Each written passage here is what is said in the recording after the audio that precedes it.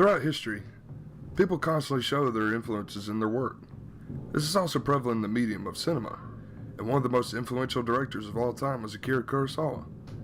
One of the greatest of all time, Kurosawa was influential in many aspects of cinema, such as film narrative as well as technical aspects in film.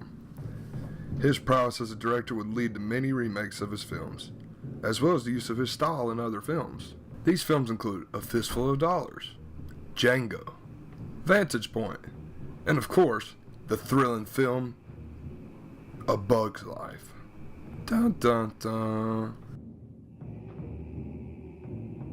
Akira Kurosawa was born in the Omori district of Tokyo, Japan on March 23, 1910.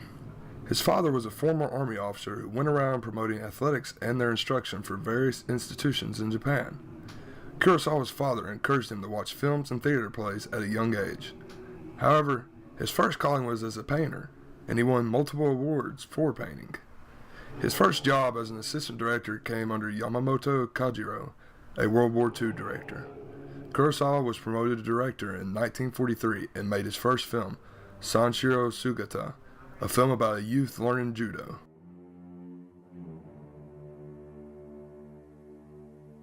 During the first part of his career, Kurosawa would direct a variety of films ranging from samurai films to government officials dying of cancer, as in the film Akira, which is considered a masterpiece.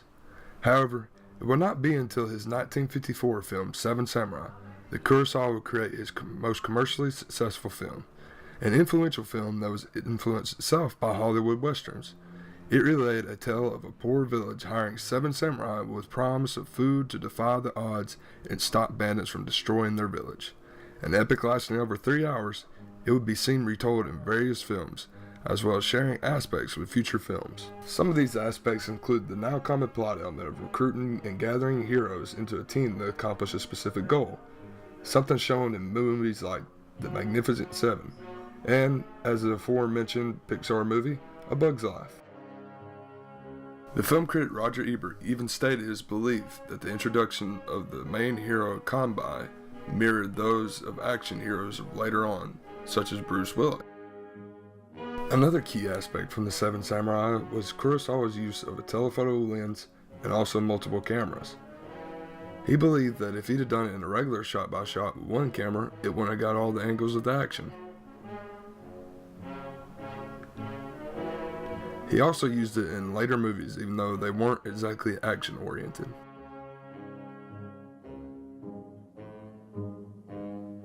It's said that imitation is the highest form of flattery, and Akira Kurosawa's style of directing has seen imitation over the last decades.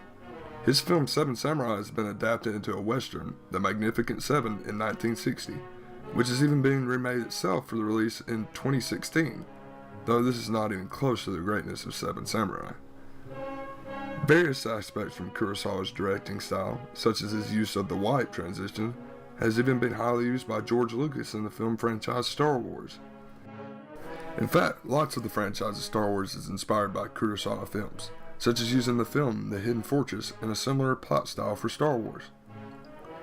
Other smaller elements of Kurosawa can be seen in Star Wars, from the samurai-esque lightsaber duels to the master-disciple relationship between Ben and Luke, or even Yoda and Luke, the reluctant hero of Han Solo, and even a common element of facing insurmountable odds, such as facing the Death Star, or a village full of bandits, as in Seven Samurai.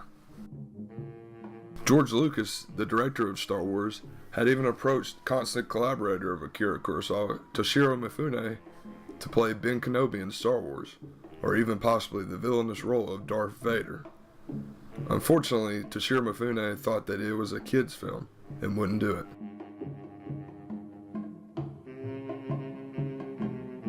As long as film exists, people will always be influenced by other people.